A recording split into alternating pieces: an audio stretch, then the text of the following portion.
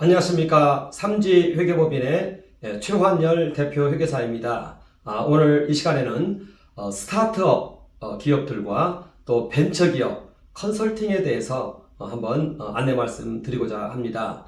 저희 삼지회계법인에서는 이와 같은 컨설팅 사업부가 있어서 이렇게 기장을 의뢰하시는 분들을 위해서 이러한 서비스를 제공을 하고 있습니다. 저희는 주로 자금과 관련된 서비스 하고요. 그리고 해외시장 개척과 관련된 그런 서비스를 수행하고 있습니다. 자금과 관련된 서비스에는요, 이제 정책 자금과 관련한 정보 제공, 그리고 또 각종 지원 사업들, 그리고 세 번째는 연구소 설립과 벤처 인증, 그리고 네 번째는 투자 유치를 위한 사업계획서 작성, 이러한 보조, 그리고 해외시장 개척 컨설팅, 이러한 업무를 수행하고 있습니다. 이 정책자금이라는 것은요, 일반적으로 이 차입금을 의미하는 것이고요. 그리고 정책자금을 통해서 이러한 차입을 했을 때 유리한 점이 상당히 많이 있습니다. 그 중에 대표적인 것이 이 한도가 높고 이자가 저렴하고요. 그리고 상환기간을 길게 주고 있습니다. 그런데 이 부분이 잘만 활용하면은요, 큰 유익이 된다는 것입니다. 이 정책자금은요, 부채입니다. 부채이기 때문에 이것은 그냥 주어지는 그런 자금은 아니에요. 이런 자금을 너무 쉽게 생각하면 안 되는 것입니다. 그런데 활용을 잘하면 큰 유익을 가져올 수 있다는 것입니다. 그 중에 대표적인 것이 이제 낮은 이자율일 수 있습니다. 이게 무슨 얘기냐면요, 비하인드 스토리일 수도 있습니다. 그동안 모든 이 나라들은요, 경제가 성장을 하면서 인플레를 탑니다.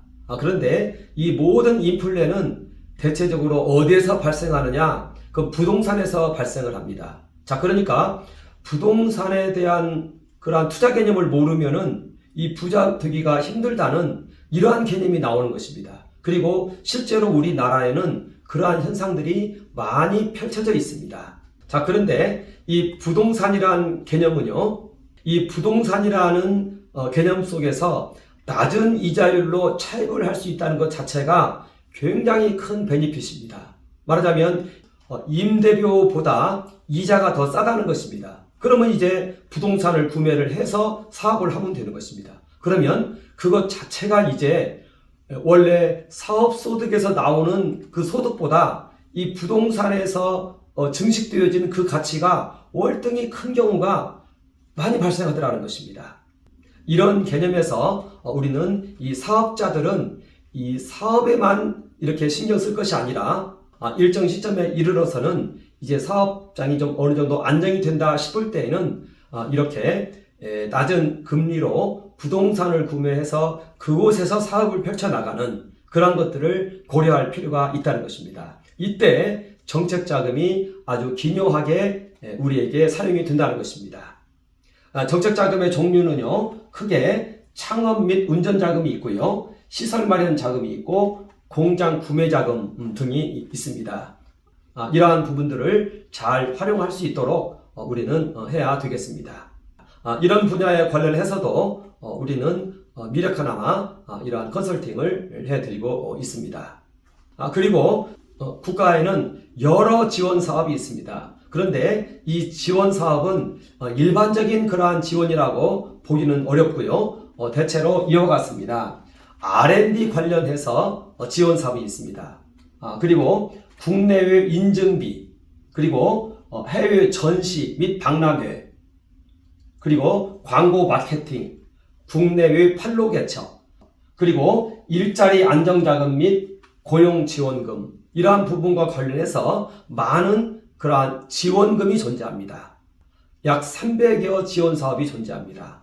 이런 것들을 알고 그 혜택을 누릴 필요가 있다는 것입니다. 특히 제가 이렇게 노란 글씨로 쓴 이 부분과 관련된 그러한 사업자들은 이런 지원 사업과 관련된 그런 혜택을 누리시길 희망하고 저희는 이러한 것에 대해서도 자문을 해드리고 있습니다. 이러한 지원 사업에는요, 일반적으로 10에서 50% 정도의 자기 부담금이 존재를 하고요.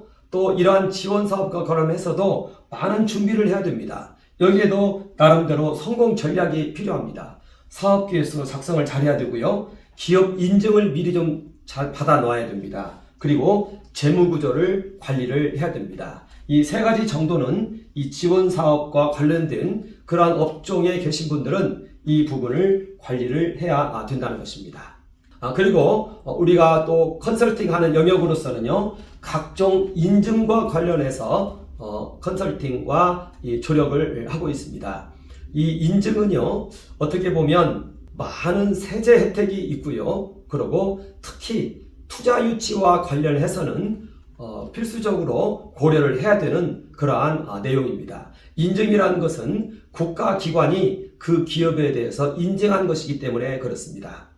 그래서 일반적으로 인증과 관련해서는 기술과 관련된 인증입니다. 그러다 보니까 부설연구소 설립이 하나의 중요한 그러한 개념으로 자리 잡고 있습니다. 그래서 기업 부설연구소를 설립하든가 아니면 연구개발 전담부서를 설립해서 그것을 신고하는 것입니다. 자, 그러면 연구개발에 대한 많은 조세, 관세, 또 자금 지원, 또 병역 특례 등의 그런 혜택이 주어지고 있습니다. 이제 벤처 인증과 관련해서는요, 벤처기업 인증이라면은 일반적으로 기술력을 좀 인증한다, 이런 개념을 가지고 있습니다. 벤처기업의 요건 세 가지 중 이 한 가지만 만족하면은 이제 벤처기업 인증이 나옵니다. 그래서 이런 개념도 알고 있을 필요가 있습니다. 첫 번째는요, 벤처 투자 기관으로부터 투자를 받는 것입니다. 자본금의 10% 이상 받으면 이제 벤처 인증이 나옵니다. 그 외에 다른 조건들이 또 있습니다. 자, 그리고 연구개발비는요, 매출액의 5%입니다. 여기에도 여러 다른 기준이 있습니다. 그리고 기술보증기금이나 중소기업진흥공단으로부터 기술 보증을 받았을 때, 그때 이제 벤처 인증을 받을 수가 있게 되는 것입니다. 그리고 이와 같은 벤처기업 인증 외에도 이노비즈 인증이 있습니다. 이건 혁신기업이라는 의미를 담고 있습니다. 그리고 메인비즈 인증이 있습니다. 이건 경영혁신이라는 의미를 담고 있습니다. 그리고 ISO 인증이 있는데 회사의 제품이 국제표준화기구에 일치한다라는 그러한 인증입니다. 이러한 인증을 잘 알고 그렇게 어려운 것은 아니니까요. 이러한 것들을 반드시 해서 절세를 하기도 하고요. 특히 투자 유치를 받고자 하는 그러한 기업들은 이러한 인증이 하나의 중요한 요건이라고 볼 수가 있습니다. 자, 그리고 이제 저희의 주요 관심 분야 하나를 소개하도록 하겠습니다. 그것은 바로 투자 유치 영역인데요. 여기에서는 사업계획서 작성이 매우 중요합니다. 그리고 투자자들은 이제 대표적인 투자자로서는 기관 투자자들이 있는데요. 기관 전용 사모펀드가 있습니다. 이들은요, 이 사업계획서를 조사합니다. 그러니까 사업계획서를 놓고 그것의 타당성 여부를 이제 조사한다는 것입니다. 그렇게 하고 이제 투자 여부를 결정합니다. 주식의 배수도 또한 이 사업계획서를 기반으로 해서 결정이 됩니다. 그러니까 사업계획서 작성이 매우 중요하다고 볼 수 있습니다. 그리고 이때 우리나라의 기관 전용 사모펀드가 아주 거대한 자금을 운용하고 있습니다. 우리나라의 기관 전용 사모펀드의 규모는요, 2021년 6월 데이터를 봤을 때 약 135조 정도 되었습니다. 그러니까 어떤 투자할 수 있는 그러한 적격 업체가 있다 할 경우에는 자금은 사실은 넉넉하다는 것입니다. 그런데 이 투자 기준을 우리 스스로가 알고 있어야 된다는 것입니다. 그것은 이제 기관 전용 사모펀드의 특성이 있습니다. 그들은요, 다른 사람의 자금을 위탁받아 가지고 관리하는 자들입니다. 그러니까 이들의 기준은 뭐냐? 투자 시점으로부터 해서 5년 이내에 보통 한 5년에서 7년인데요. 근데 일반적으로 한 3년을 잡습니다. 이 기간 내에 투자를 해서 코스닥이나 이런 곳에 상장을 시켜서 자금을 회수합니다. 그걸 엑시트라고 그러는데요. 이 엑시트를 하지 못하면 안 돼요. 말하자면은 사모펀드를 운용하는 사람들인 거예요. 그러다 보니까 반드시 이 엑시트를 보고 투자를 하기 때문에 이 사람들의 투자 기준은 코스닥 등록 여부입니다. 이것을 잘 알고 있어야 됩니다. 자, 이렇게 3년에서 5년 내에 IPO에 상장해서 엑시트를 합니다. 요즘은요 5년에서 7년 정도로 이렇게 좀 확대가 되었습니다. 해서 이들은요 엑시트가 가장 중요합니다. 이것을 코스닥에 등록을 해서 자금을 회수를 해야 된다는 것입니다. 자, 그러기 위해서 이들이 가지고 있는 평가 기준이 있습니다. 일반적으로 이와 같습니다. 사업성을 따집니다. 사업성이라는 것은 이 기술이 포함된 하나의 그 마케팅 영역까지 함께 본다는 것입니다. 그리고 그것을 추정 재무제표로 만들어서 달라는 것입니다. 그러니까 아무리 기술력이 있어도 이 사업성이 없으면은요 매출로 이것을 발전시킬 수 있는 그런 역량이 안 되면은 이 기관 사모펀드는 들어오지 않는다는 것입니다. 그러니까 사업성과 또 기술을 봅니다. 기술은 이 기업의 독점력입니다. 그리고 이 투자자들이 보는 것 중에 또 중요한 것 하나는 그 경영자를 과연 신뢰할 수 있는가. 왜냐하면 돈을 맡게 되는 상황이기 때문에요. 이것을 이렇게 바라봅니다. 이것이 평가 기준이라는 것을 아시고 그리고 3년에서 5년 혹은 5년에서 7년 이내에 이 코스닥에 올라갈 수 있는가 없는가 이것이 이제 이 투자의 기준이라는 것. 이것은 우리가 서로 잘 알고 있어야 된다는 것입니다. 이것이 사업계획서에 모두 다 반영이 되어 나타납니다. 그래서 일반적으로 사업계획서는 이렇게 작성이 되어집니다. 회사 소개 부분이 있고요. 이때는 기술을 가진 핵심 인력이 존재하는가 이것이 이제 하나의 판단 기준이 되겠죠. 그 다음에는 제품 설명, 개발 현황 및 하나의 또 로드맵이 되겠죠. 그 다음에는 시장 분석, 시장 규모는 어떻고 특별히 경쟁사가 어떻게 있는가 이것이 이제 하나의 또 중요한 요소가 됩니다. 그리고 어떻게 시장에 접근할 것인가 그리고 비즈니스 모델은 무엇이고 마케팅 전략은 무엇인가 이것이 이제 일반적인 내용입니다.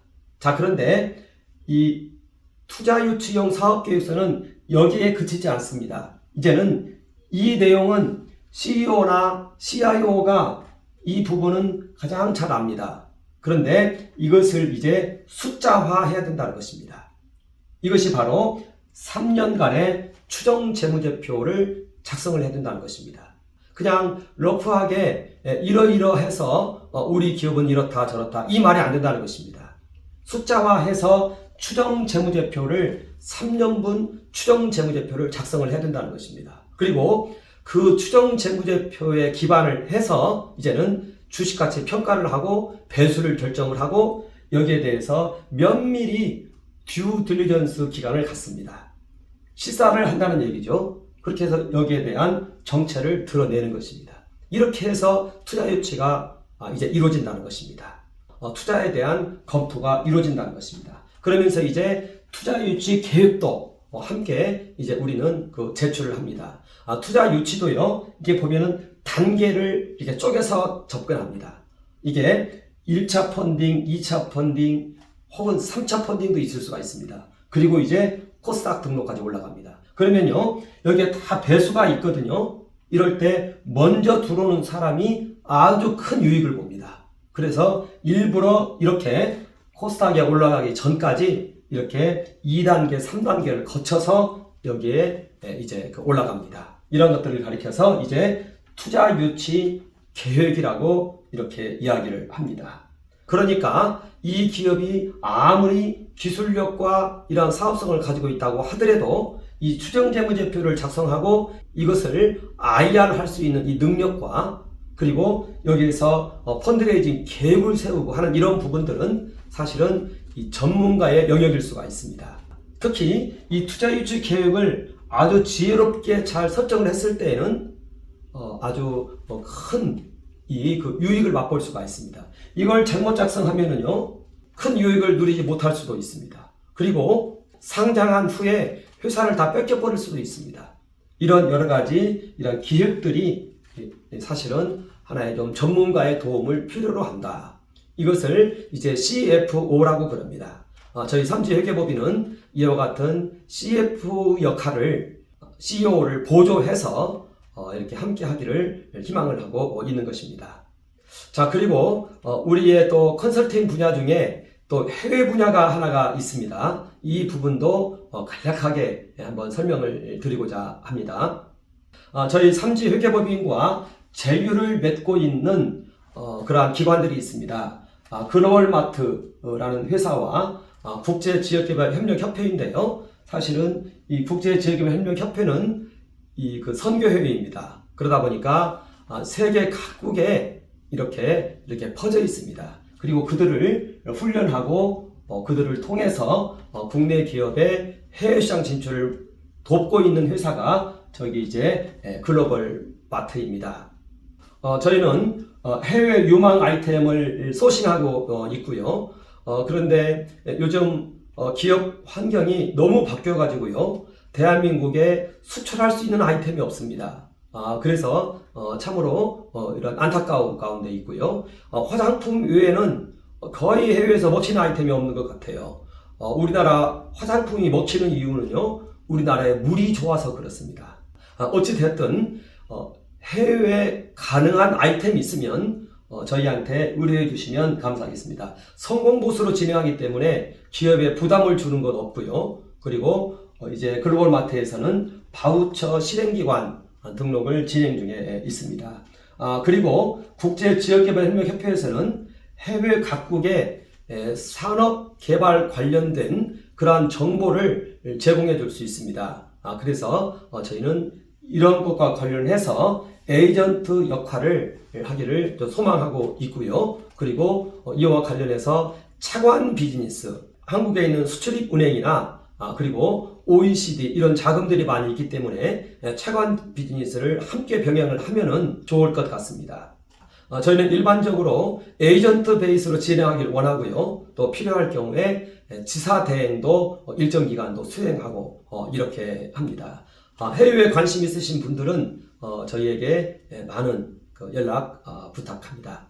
그리고 기타 궁금한 사항들은 네이버 블로거나 그리고 문의사항 주시고 전화도 주시고 하면은 성실하게 응답하겠습니다. 감사합니다.